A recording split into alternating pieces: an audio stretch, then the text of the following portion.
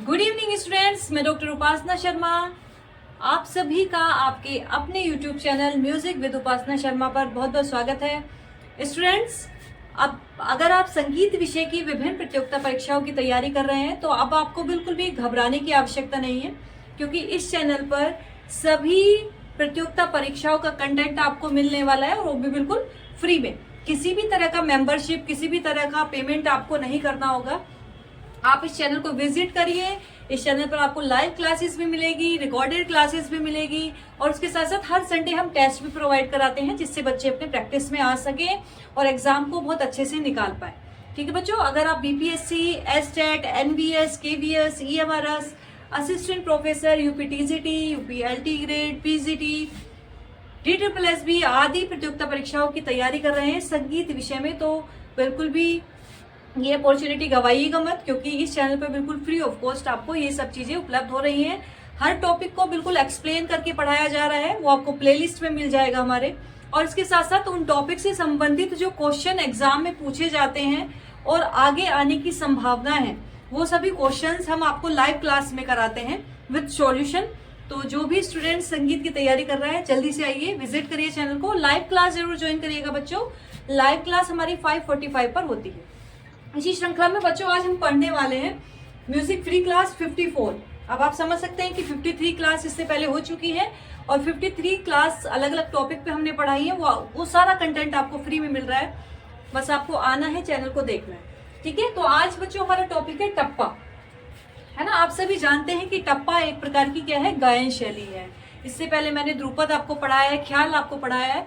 अगर आप वो वीडियो देख लेंगे ना, मुझे नहीं लगता उनसे अलग एग्जाम में कुछ भी टॉपिक, कुछ भी क्वेश्चन आपसे पूछा जाएगा। केवल 20-25 मिनट की आपकी लास्ट टू लास्ट आधा घंटे की वीडियो है हर टॉपिक पर, लेकिन उनसे संबंधित कोई भी क्वेश्चन अगर बनेगा तो उसी वीडियो में से बनेगा, ये 100% मैं बोल सकती हूँ। तो बच्चों आज हम पढ़ रहे हैं टप्पा, है ना। तो टप्पा एक प्रकार की बच्चों गायन शैली है, जिसका माना जाता है, जिसका जो उत्पत्ति हुई है वो पंजाब से हुई है ना। कौन सी सिटी से? पंजाब से मानी जाती है। और टप्पा, आप जानते हैं कि टप्पा क्या है, टप्पा कौन सी भाषा का शब्द है और इसके क्या क्या मीनिंग बनते हैं, वो सब हम आपको लिखवाते हैं। चलिए आ जाइए जल्दी से। ठीक है, तो सबसे पहले लिखेंगे बच्चों कि जो टप्पा गायकी का जो प्रचार प्रसार हुआ वो किसके बाद हुआ? ख्याल गायकी के बाद। तो लिख लीजिए, नोट डाउन कर लीजिए, ख्याल गायकी के बाद या ख्याल गायकी के पश्चात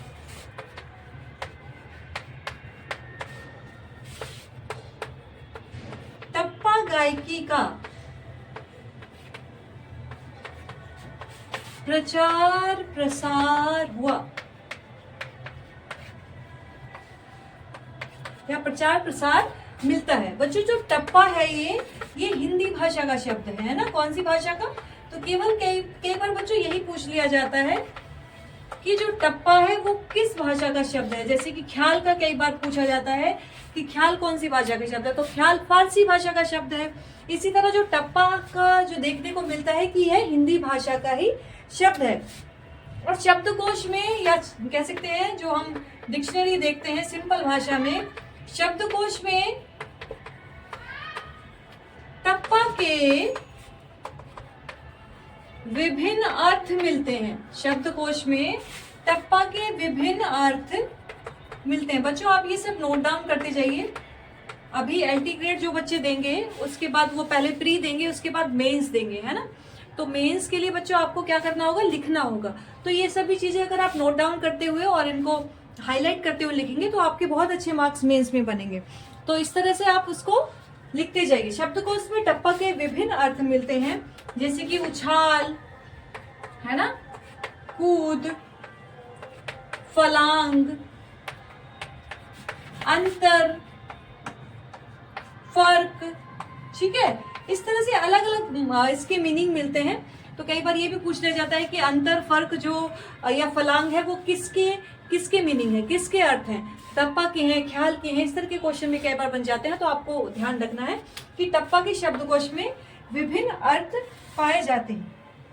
तो सबसे पहले तो आप जान ही जाते हैं कि भाई टप्पा एक प्रकार की क्या है, गायन शैली। ठीक है, अभी हम गायन शैली का एक टॉपिक कर रहे हैं, इससे पहले हमने विभिन्न इंस्ट्रूमेंट के विषय में आपको पढ़ाया था कि इसराज क्या है, इसराज के कौन कौन से अंग होते हैं, उसको कैसे बजाते हैं, कितने तार होते हैं, कौन सा तार किस स्वर में मिला हुआ होता है। इसी तरह से वायलिन को बताया, सितार को बताया। तो सारे टॉपिक हम ये कवर करा चुके हैं, आप वीडियो को जरूर देख लीजिएगा। ठीक है, ठीक है। और यह एक प्रकार की टप्पा क्या है, गायन शैली है, जो कि कहाँ से आई है, मैंने अभी आपको बताया था कि ये पंजाब से इसका उद्गम हुआ है ना, पंजाब से इसकी उत्पत्ति हुई है। ठीक है, अब इसका पूरा वो जान लेते हैं कि किसने उत्पत्ति की है। तो लखनऊ के नवाब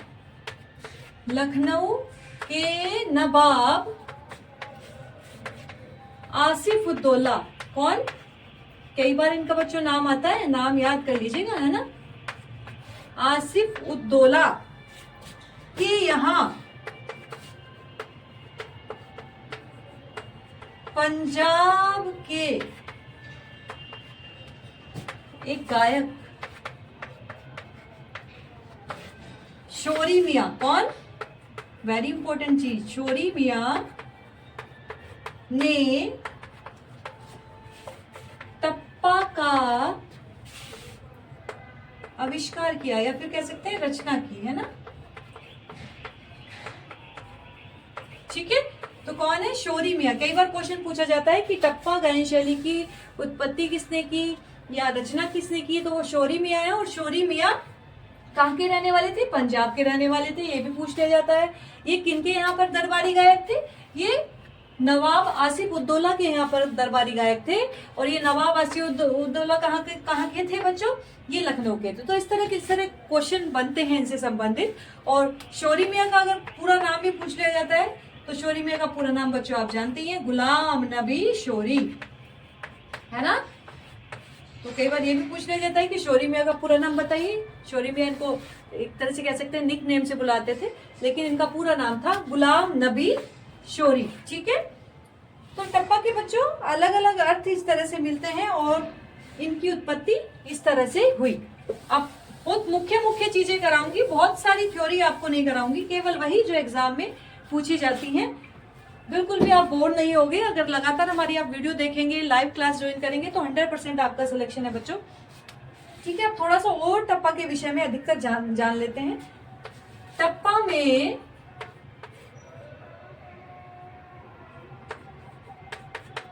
अधिकतर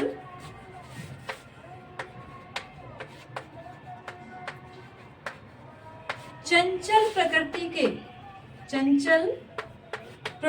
के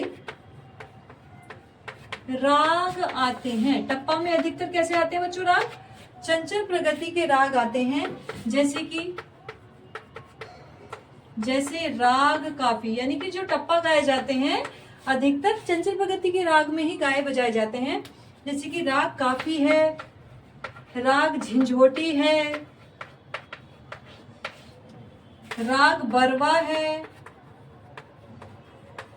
राग पीलू है, राग भैरवी है, खमाज है आदि। ठीक है, जो भी चंचल प्रकृति के राग होंगे या जिनमें छोटा ख्याल अधिकतर गाया जाता है, वो सभी हमारे चंचल प्रकृति के राग होते हैं। तो ये एक प्रकार के चंचल प्रकृति के रागों में टप्पा गाया बजाया जाता है। ठीक है, ये कई बार पूछ लिया जाता है, राग का नाम पूछ लिया जाता है कि इनमें से किस राग में जो है टप्पा गाया जा सकता है। तो आप ये सभी राग जो मैंने राग लिखवाए हैं, ये इंपॉर्टेंट राग हैं, ऑप्शन इनमें से ही कई बार बनेगा, तो आप इनको अच्छे से क्लियर कर लीजिए। ठीक है, अब इसके बाद में जान लेते हैं टप्पा के कितने भाग होते हैं बच्चों। टप्पा के 2 ही भाग होते हैं। कौन कौन से भाग होते हैं, स्थाई और अंतरा, लिख लीजिए। टप्पा के 2 भाग होते हैं, स्थाई और अंतरा। ठीक है, इसके साथ साथ टप्पा में श्रृंगार रस का प्रयोग किया जाता है। किसका, श्रृंगार रस का प्रयोग किया जाता है। टप्पा में श्रृंगार रस का प्रयोग हो जाता है और इसकी प्रकृति भी कई बार पूछ ली जाती है। प्रकृति क्षुद्र होती है, क्षुद्र। ठीक है, तो ये भी पूछा जाता है कई बार कि टप्पा की प्रकृति कौन सी है, तो ये ध्यान रखेंगे, क्षुद्र प्रकृति का यह होता है। और इसमें किस रस का प्रयोग किया जाता है ये पूछ लिया जाता है, तो ये श्रृंगार रस का प्रयोग इसमें अधिकतर देखने को मिलता है। अब ये किस प्रकार की गायन शैली है ये भी आप देख लीजिए। टप्पा के गीतों में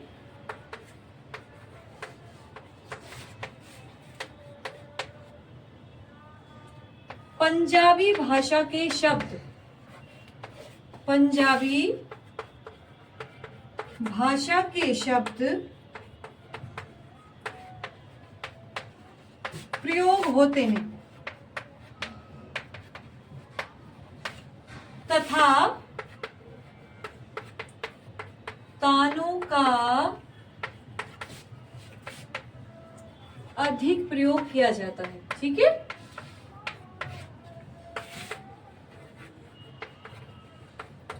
आप सभी जानते हैं भाई पंजाब के शोरी मियाँ ने इसकी रचना की है, तो बेसिकली सी बात है कि पंजाबी भाषा तो जिसमें होगी ही, तो पंजाबी भाषा के शब्द इसमें होते हैं तथा तानों का इसमें अधिकतर प्रयोग किया जाता है। और इस प्रकार की ताने दानेदार तानों का अधिक प्रयोग, एक प्रकार की लड़ी सी होती है तानों की, और उसको तानों की तरह एकदम से गाया जाता है, फिर शब्द आते हैं, फिर तानों की तरह से गाया जाता है, फिर शब्द आते हैं। इस तरह से आप टप्पा सुनेंगे, कभी टप्पा डालिए यूट्यूब पर और सुनिएगा, अलग अलग विद्वानों ने टप्पा को गाया है। मुख्य टप्पा गायक भी मैं आपको लिखवा दूंगी। तो टप्पा के गीतों में पंजाबी भाषा के शब्द प्रयोग होते हैं तथा तानों का अधिक प्रयोग किया जाता है। सबसे इंपॉर्टेंट चीज एक लिख लीजिए बच्चों कि टप्पा की उत्पत्ति कुछ विद्वानों के अनुसार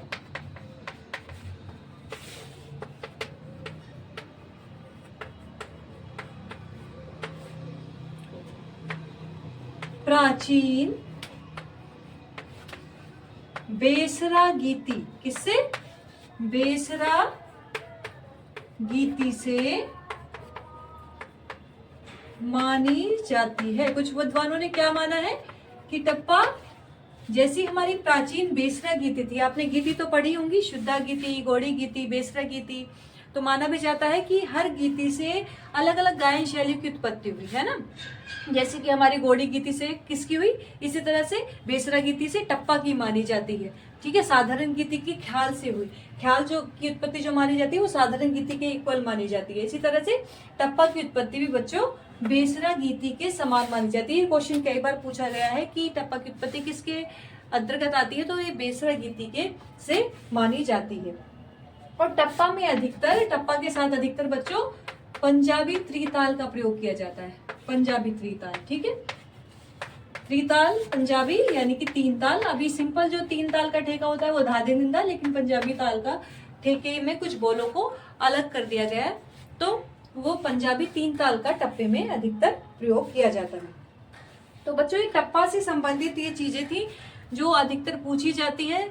और इस तरह से नए क्वेश्चन आप देखने के लिए हमारी लाइव को जरूर ज्वाइन करिएगा। लाइव हमारी 5:45 पर रेगुलर होती है बच्चों, ठीक है, शाम को। अब इसके साथ साथ बच्चों हम एक और टॉपिक कर लेते हैं, क्योंकि ये बहुत छोटा टॉपिक रहा। इसके साथ साथ हम कर लेते हैं बच्चों ठुमरी, ठीक है। ठुमरी में भी मुख्य मुख्य चीजें हम पढ़ेंगे आज।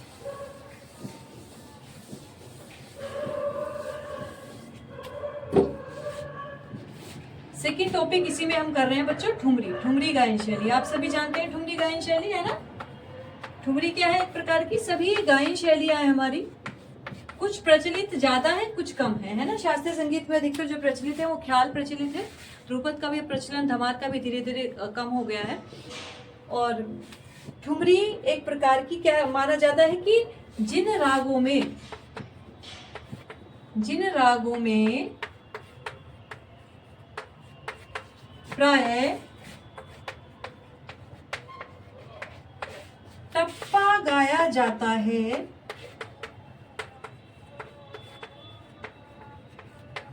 ठुमरी भी प्राय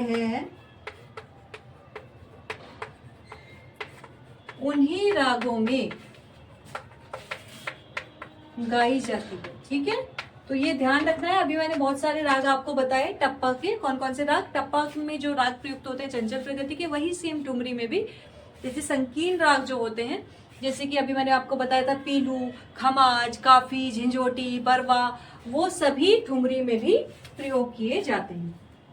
ठीक है, अब इसके बारे में जान लेते हैं थोड़ा ठुमरी के विषय में। माना जाता है कि जो ठुमरी का आविष्कार हुआ, माना जाता है कि ठुमरी का आविष्कार लखनऊ के दरबार में ही हुआ।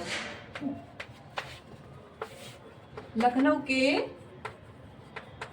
दरबार में हुआ, और माना जाता है कि इसका आविष्कार शौरी मियां के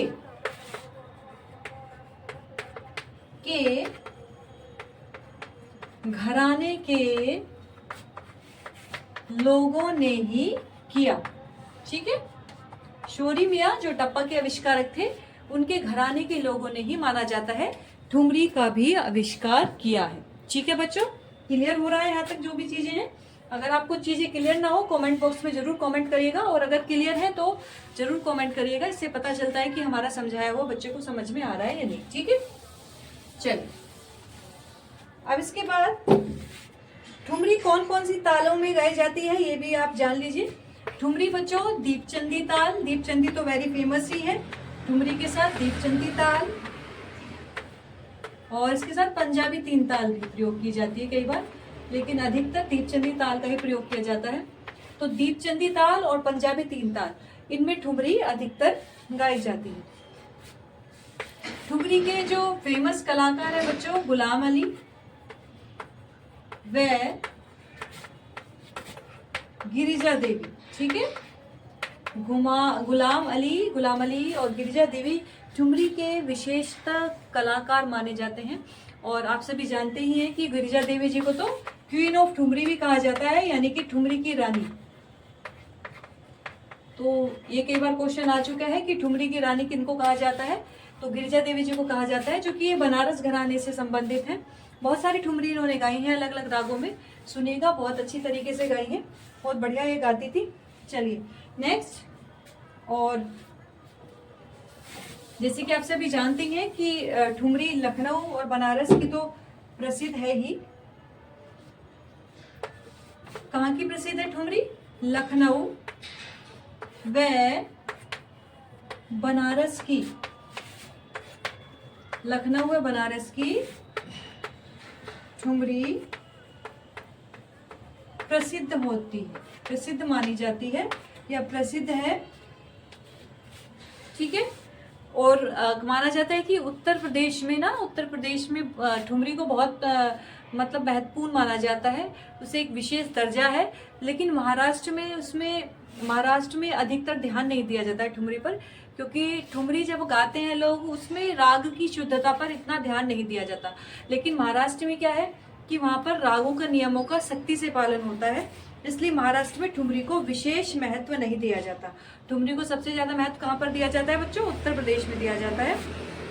ठीक है, तो बच्चों जो भी स्टूडेंट्स हमारे संगीत विषय की तैयारी कर रहे हैं, आप उनको ये हमारी वीडियो जरूर शेयर करिएगा। और प्लेलिस्ट पूरी बन चुकी है, प्लेलिस्ट में ये वाला टॉपिक भी ऐड हो जाएगा, तो पूरी प्लेलिस्ट का लिंक आप शेयर करिएगा और उन बच्चों तक भी पहुंचाइएगा जो संगीत विषय को ऐसे ही पढ़ रहे हैं, जैसे 11th-12th में पढ़ रहे हैं, या कोई संगीत प्रभाकर कर रहा है, या अलग कोई भी सब्जेक्ट संगीत से संबंधित कोई भी डिग्री वो कर रहा है, तो आप उसको जरूर शेयर करिएगा। क्योंकि इसमें सभी टॉपिक यानी कि बेसिक से लेकर और हाई तक, एडवांस तक सभी टॉपिक मैंने इसमें कवर कराए हैं, तो कहीं ना कहीं बच्चों को जरूर उसमें अच्छा लगेगा पढ़ के और चीज़ें समझ में आएंगी। Thank you so much. कल फिर मिलते हैं बच्चों लाइव क्लास में 5:45 PM पर नए प्रश्नों के साथ, महत्वपूर्ण प्रश्नों के साथ। आइएगा जरूर।